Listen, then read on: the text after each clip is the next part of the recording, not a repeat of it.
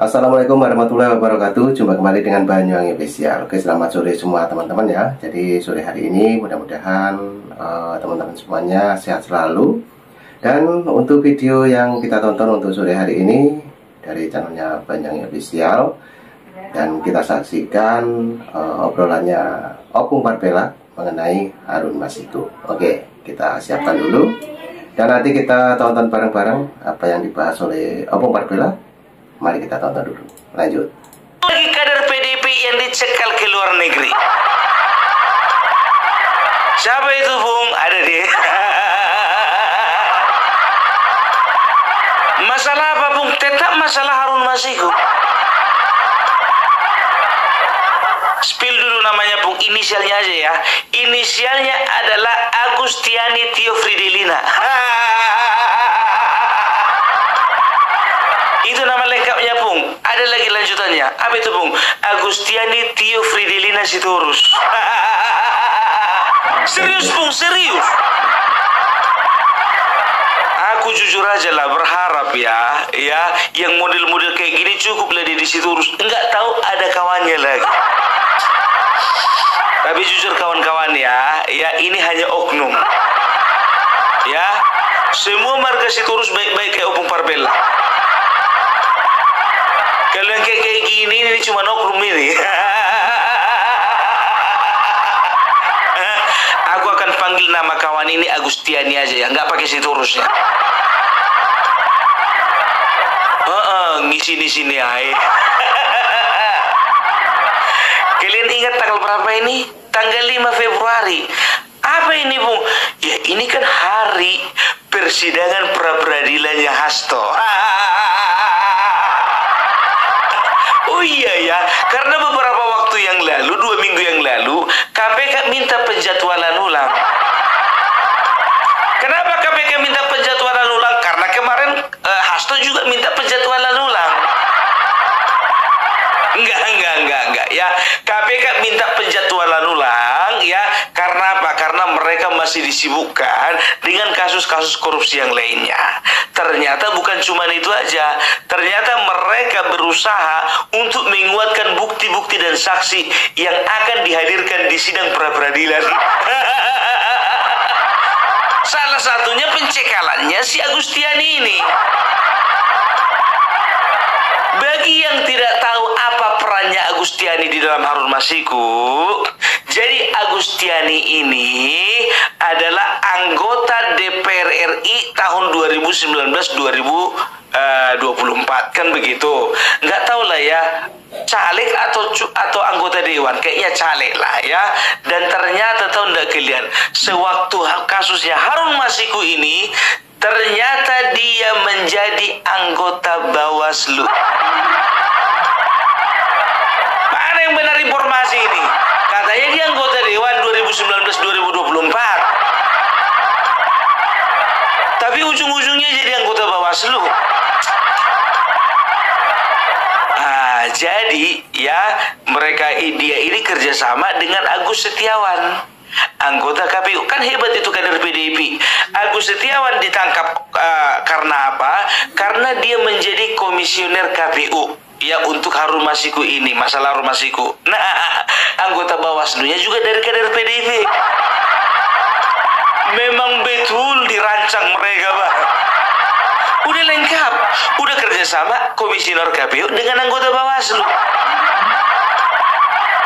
Jadi Agustiani ini waktu itu ya menjumpai atau menghubungi siapa namanya itu, Titi Anggraini. Titi Anggraini ini adalah anggota dari Perludem. Perludem itu perkumpulan pemilu dan demokrasi ya, yaitu yayasan independen katanya. Yayasan independen yang aktif di dalam pemilu yang ada di Indonesia ini. Jadi waktu itu yang namanya Agustiani ini menanyakan kepada Titi Anggraini, adakah celah dari undang-undang untuk menaikkan nama Harun Masiku menjadi DPR RI? Ternyata Mbak Titi Anggraini ini mengatakan bahwasanya maaf, tidak ada celah. Walaupun dikatakan tidak ada celah, ternyata memaksakan Harun Masiku untuk di PAW. Harun Masiku di PAW, Nazaruddin Kemas di PAW dan digantikan menjadi Harun Masiku ya. Jadi memang si siapa namanya ini Agustiani ini seorang berpengaruh waktu itu Bawaslu. Jangan main-main ya. Orang yang harusnya mengawasi jalannya pemilu, malah mereka yang melakukan tindakan kecurangan.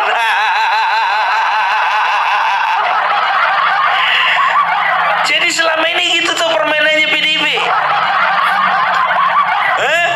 Main di KPU, main di Bawaslu.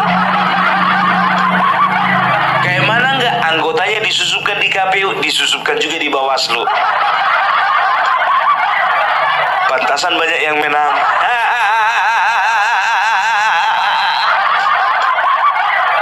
Ternyata salah satu faktor kemenangan PDIP selama ini bukan cuma faktor Jokowi. Ternyata faktor KPU dan Bawaslu.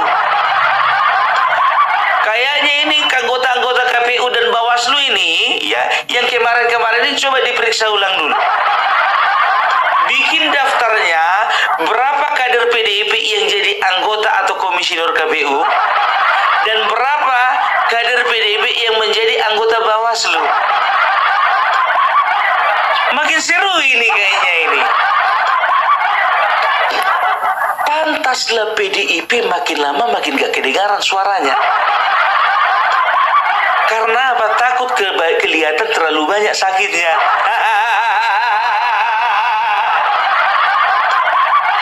Lu jangan main-main kau Pung. Yang terbukti itu kan cuma satu KPU, satu Bawaslu. Lah iya, itu yang kita tahu. Kita nggak tahu di daerah-daerah lainnya. Kita bukan seuzon. Ya, tapi ini adalah bukti bahwasannya ya mereka menyusup gitu loh, masuk ke KPU, masuk ke Bawaslu. Supaya apa? Supaya mereka tetap menjadi number one. Masuk akal kan, logika kan? Ya ini buktinya coba ya, disusupi satu ke KPU, disusupi satu ke Bawaslu. Ketahuan kau. Ketahuan. Tapi tahu nggak, jujur aja ya, ini di luar konteks dulu. Si Agustiani ini ya, sekarang itu padahal lagi sakit dan dia kepingin pergi ke Guangzhou, Cina ya, untuk pergi berobat. Nggak taunya dicekal. Aku mau bilang Namburu. Aku manggil Namburu sama dia. Coba mau dibilang urus itu urus. Namburu, aku bilang sama Namburu ya, Namburu berobat aja di dalam negeri ya, walaupun kualitasnya nggak bisa dikatakan nomor satu, tapi yang penting semuanya boleh berjalan dengan lancar. Namburu, cemana mau dibilang salah Namburu itu? Kalau Namburu kemarin itu tidak ikut-ikutan, udah bisa Namburu pergi berobat ke luar negeri. Iya kan? Jadi Namburuku ini biar tahu kalian udah sempat menjalani hukuman. Sama seperti Wahyu Setiawan. Cuman sayangnya Wahyu Setiawan sehat-sehat saja. Namburu ini katanya kanker. Aduh, kayak mana ndak kepikiran semua di dalam penjara dia. Aduh. Jadi sebetulnya, oh ya aku dapat bocoran sebetulnya Namburuku ini biar tahu kalian, ini entah caleg, entah anggota DPR RI dari Jambi. Ya kan, aku nggak peduli dari itu. Nah, ini kayaknya semakin seru juga ya kalau menurut Opung Patbela pembahasannya yang saat ini diungkapkan oleh Opung Patbela, teman-teman ya. Jadi mengenai para kader-kadernya PDIP. Nah, ini lebih seru lagi. Oke, lanjut Opung Patbela, kita play. Lanjut. Jadi ternyata pencekalan dilakukan oleh KPK baru-baru ini ya. Ternyata KPK ingin menguatkan bukti dan juga saksi ya, untuk diajukan di persidangan nanti ya. Jadi kita akan lihat bagaimana KPK dan juga Hasto Kristianto hari ini bertanding di pra-peradilan. Apakah KPK takut? Oh, tentu tidak.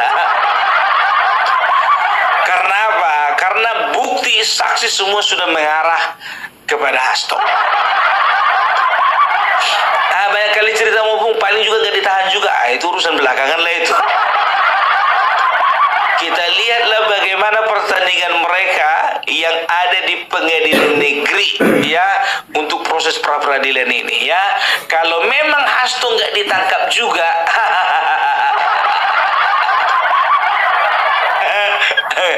kita akan lihat bagaimana reaksi PDIP. Kalian tahu kenapa PDIP senyap? Karena statusnya Hasto masih digantung. Belum sidang. Belum sidang. Yakinlah kalian, yakin kalian. Setelah sidang keluar lagi orang ini. Jadi mereka lagi nunggu sidang ini ya kan. Ya, sidang kan tanggal 5 Februari. Perhatikan kalian lah dari kemarin sampai sekarang mingkem. Tak bersuara. Nyaris tak terdengar. Karena apa?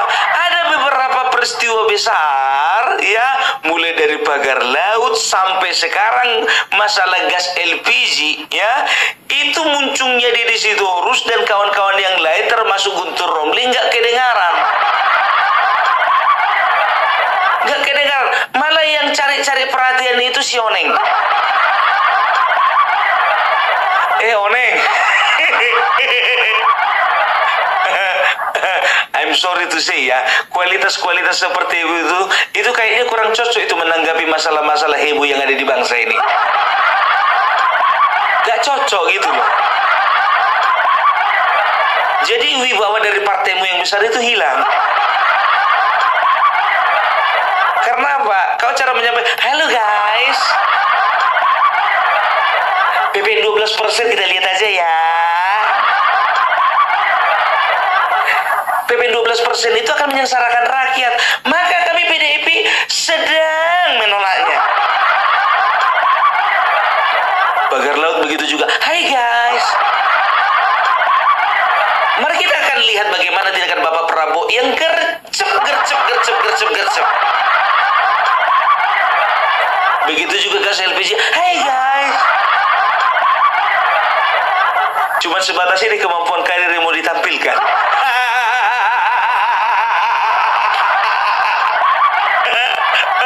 Mana Guntur Romli?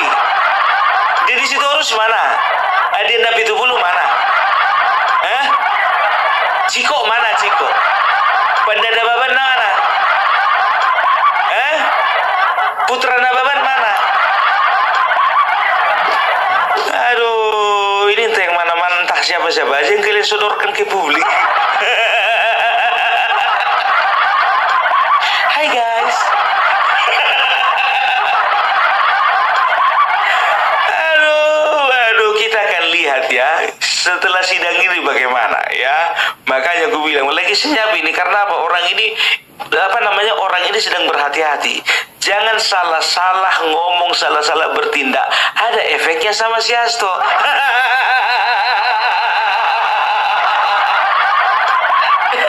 Mereka harus menjaga situasi sekjen mereka supaya tetap aman, ya kan? Jangan gara-gara tingkah mereka nanti si Hasto makin makin nyusruk gitu, nyusruk. Tahu kalian nyusruk nggak? Ya, jadi kita lihat saja. Tapi itu analisaku pertama tentang PDIP ya. Makanya PDIP mereka senyap atau lebih tepatnya menyenyapkan diri. Oleh karena apa? Ya, oleh karena sedang bergulir ya, ini sedang proses persiapan persidangannya pra peradilannya si Hasto. Kan begitu. Ya. Jadi itu yang pertama. Yang kedua, aku melihat apakah PDIP sekarang sedang berusaha untuk menarik simpati rakyat, berubah 180 derajat dari yang nyerang diam-diam aja. Kan begitu kan? Kemarin kan mereka membabi buta menyerang kan begitu. Bayangkan kalian membabi buta, udah haram buta lagi. Babi wa.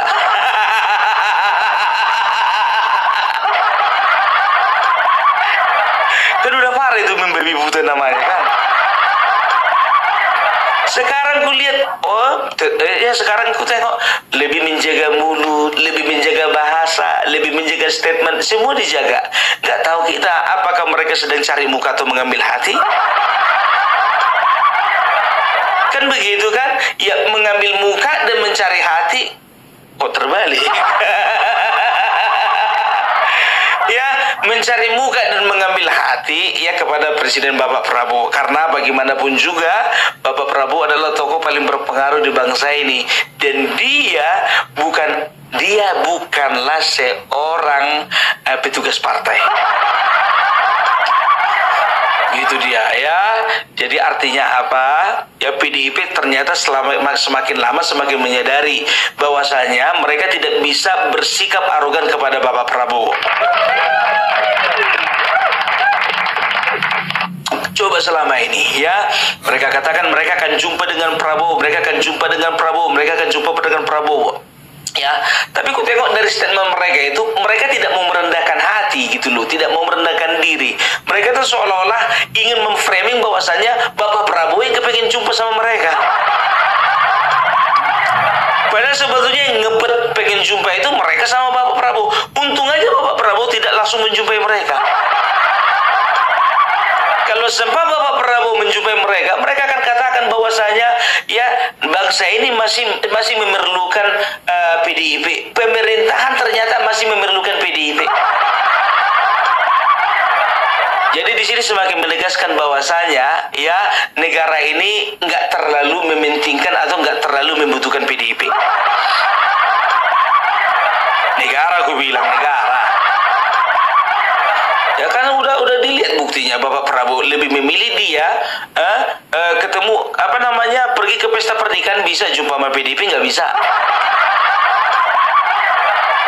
Terjun langsung kemarin itu memantau makan siang bergizi gratis bisa, jumpa sama PDIP nggak bisa. Udah gue bilang sama kalian, yakin aku kalau misalnya besok Bapak Jokowi ngundang makan siang aja ke Solo, makan siang datang itu. Makan siang loh. Ya, itu dia ya. Jadi kita lihat aja dulu nanti bagaimana sikap PDIP setelah ini. Apakah setelah persidangan ini mereka masih tetap diam-diam saja atau mereka makin galak? Kita lihat, oke? Jadi itu dulu dari Opung Parbelak. Salam NKRI harga mati. Nah, oke teman-teman, videonya Opung Parbelak sudah habis. Itulah tadi penjelasan dari Opung Parbelak mengenai PDIP dan terutama mengenai Pak Hasto yang dimana masih digantung katanya Opung Parbelak, teman-teman. Jadi belum ada ketentuan dan kapan nanti ada pengumuman lagi tentang Pak Hasto, mari kita tunggu saja. Dan penjelasan Opung sangat detail sekali dan mungkin teman-teman yang menonton dari awal sampai akhir ambil hikmahnya, dan jangan lupa dukung terus Banyak yang Spesial. Oke, terima kasih semuanya. Selamat sore, sehat selalu. Salam keluarga. Assalamualaikum warahmatullahi wabarakatuh. Thank you. Bye-bye.